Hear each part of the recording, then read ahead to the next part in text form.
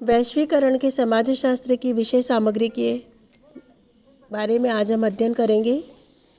वैश्वीकरण का समाजशास्त्र मुख्यतः भूमंडल के स्तर पर उन सभी प्रक्रियाओं का अध्ययन करता है जो विश्व के समाजों में परस्पर चल रही है। इस शास्त्र की विषय सामग्री में समाज के भूमंडलीकरण की प्रक्रिया में अनेक आयाम समाहित है।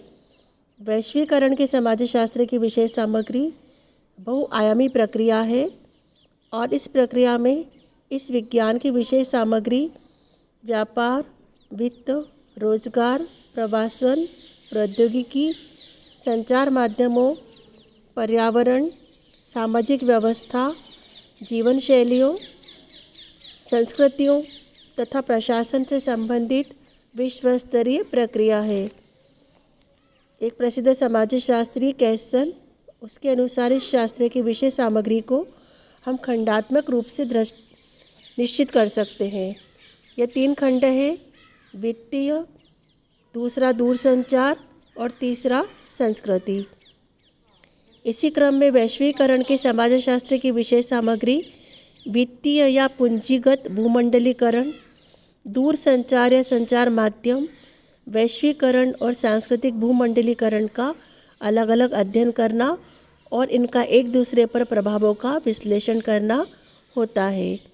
मैनफ्रेड स्टेलर ने प्रमुख वैश्वीकरण के विचारकों की परिभाषाओं का संक्षिप्तीकरण किया है और इस संक्षिप्तीकृत परिभाषाओं के आधार पर वैश्वीकरण के समाजशास्त्र की विषय सामग्री निश्चित की है, जिसके कुछ आधार हैं जो इस प्रकार है।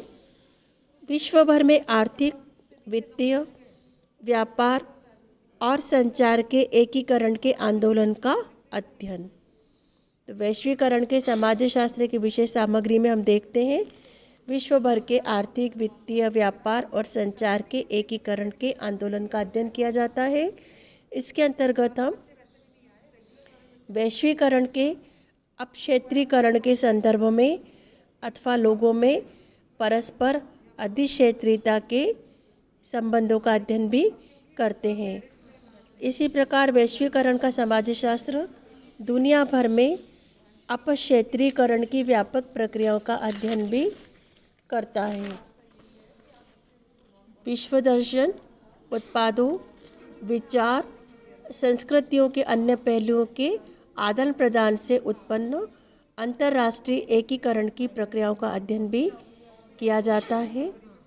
इसी प्रकार वैश्वीकरण के समाजशास्त्र में वह प्रक्रिया जिसके द्वारा विश्व के लोग एक समाज, विश्व समाज में निगमित या सम्मिलित होते हैं, उनका अध्ययन भी किया जाता है। दुनिया भर के गहन सामाजिक संबंध जो दूर दराज की बस्तियों को इस प्रकार से जोड़ते हैं कि स्थानीय घटनाओं का रूप उन घटनाओं से निर्मित होता है जो दुनिया के दूर दराज क्षेत्रों में घटित होती है, उल्टे या विलोम क्रम से प्रभावित करती है।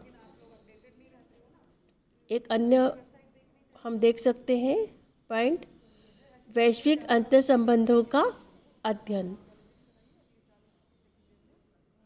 समाजशास्त्र में किया जाता है। इसकी विषय सामग्री में उस सातवें का अध्ययन जिस पर एक छोर से दूसरे छोर तक क्रम से स्थानीय, क्षेत्रीय, राष्ट्रीय और अंतर्राष्ट्रीय सामाजिक अंतःक्रियाओं का अध्ययन भी किया जाता है।